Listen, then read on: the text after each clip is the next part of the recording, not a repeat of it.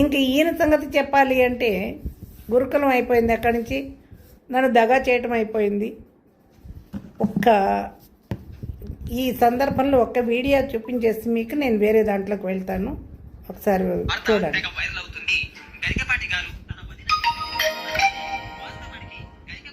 అన్నకి కామేశ్వరి అనే ఆవిడతో పెళ్లి అయ్యింది. వారికి 2 సంతానం కలిగిన తర్వాత గరికపాటి గారి అన్నగారు చనిపోయారు.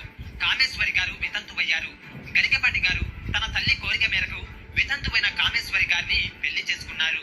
కానీ వీరికి ఏ సంతానం లేదు. కొన్నాళ్లకు కామేశ్వరి గారు గరికపాటి గారిని వదిలేసి ఇంకొకరితో పెళ్లి చేసుకున్నారు. పిల్లల బాధ్యత గరికపాటి గారే తీసుకున్నారు. కామేశ్వరి గారితో విడిపోయిన కొన్నాళ్ళకి గరికపాటి గారు ఇంకొకరిని రెండో పెళ్లి చేసుకున్నారు. కానీ సొంత పిల్లల్ని వద్దనుకొని అన్న పిల్లల్ని తన పిల్లలుగా చూసుకున్నారు. అంతా విన్నాక నాకు ఆయన కామంతుడిగా అయితే ఏ మాత్రం అనిపించలేదు.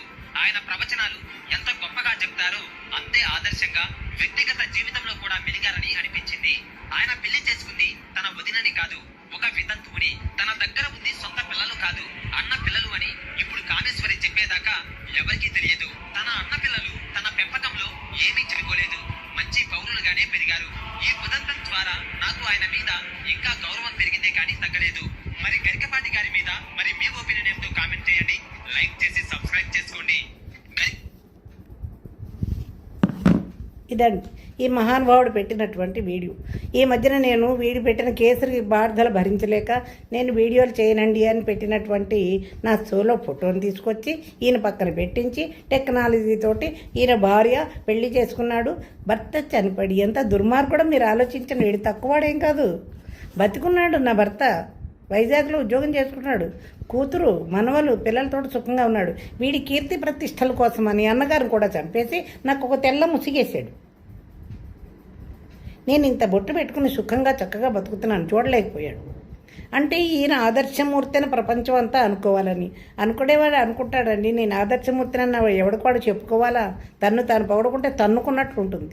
ఇవన్నీ అర్థమవుతుంది, మైండ్ సెట్ సరిగా లేదని. ఆ వీడియో పెట్టినప్పటి నుంచి వీడియో చేద్దామని ఎందుకో ఆగి ఇప్పుడు మళ్ళీ ఈ మహానుభావుడు పెట్టిన వీడియో ఒకటి చూశాక చెప్పక తప్పలేదు, బయటకు వచ్చా. అన్న బాగానే ఉన్నాడు, అన్న చచ్చిపోలా. 81లో నేను ఒక్కదాన్ని, అప్పటికి నాకు సంతానమే లేదు. అన్న చచ్చిపోతే అన్న పిల్లలతో ఉన్న నన్ను ఉద్ధరించాడు. నాకే పిల్లలుండి అన్న చచ్చిపోతే అంట్లు తోమి నా పిల్లల్ని పోషించుకుంటానండి. లేకపోతే మా నాన్న సౌండ్ 4 ఎకరాలు రాసేవాడు, సుఖంగా పెంచుకునేదాన్ని. అంతేకాని ఈ నవమన్మధుడి దగ్గరికి, ఈ వామనమూర్తి దగ్గరకు వచ్చి నన్ను పెళ్లి చేసుకో, నా పిల్లల్ని పోషించానే అంత దౌర్భాగ్య స్త్రీని కాదు, ఆత్మాభిమానం ఉన్న లేడీని. కథలు అల్లుతాడు, ఏది చెప్తే అది మీరు వింటున్నారు కాబట్టి ఇష్టం వచ్చినట్లు అల్లుతున్నాడు కథలు. వాక్చాతుర్యం ఉంది కదా అని. కాబట్టి ఇక్కడ సంతానం గురించి పక్కన పెట్టేయండి. నాది ధర్మ సంతానం, మళ్ళీ చెప్తున్నాను. పిల్లల్ని తప్పు పట్టడానికి లేదు. తండ్రి విశాఖపట్నంలో ఉన్నాడు, వీడి తండ్రి కాదు అని వాళ్ళకి ఇప్పటికి కూడా తెలియదు పాపం. మా పిల్లలకి వాళ్ళు ఏం సఫర్ అవుతున్నారు అనే ఉద్దేశంతో నేను మీకు ఒక స్పష్టత. నేను తల్లి తండ్రి విశాఖపట్నంలో ఉన్న ధర్మ సంతానం, అక్రమమైన సంతానం కాదు. ఈ మహానుభావుడికి సంతానం నా వల్ల కలిగితే మరి శారద గారికి ఎందుకు పుట్టలేదండి? పెద్ద వెధవ కబుర్లు చెప్పాడు. ఆదర్శం శారద కూడా ఉంటే బాగుంటుందని వద్దనుకున్నాడా? వినేవాళ్ళు ఉంటే ఎన్నన్నా చెప్తాడనేది ఇప్పటికి మీకు అర్థమయ్యే ఉంటుంది. అది ఇంకా ఇది అయిపోయింది, పిల్లలు కూడా అయిపోతే ఈయన చచ్చిపోయే ప్రయత్నం చేస్తే శారద గారు రక్షించారు అన్నాడు. దాంట్లో అసలు చచ్చిపోయే పరిస్థితి లేదు. ఈయన గొప్పలు ఎక్కడ చెప్తున్నా, ఎక్కడ అయిపోయింది. నేతాజీ గురుకుల విద్యాలయం నుంచి బయటకు వచ్చాడు. గుంటూరులో అక్కడ పనిచేసి తర్వాత కాకినాడ వెళ్ళి, కాకినాడలో కోనసీమ కాలేజీ అనేటువంటి జూనియర్ కాలేజీ కొంతమందితో కలిసి పెట్టాడు.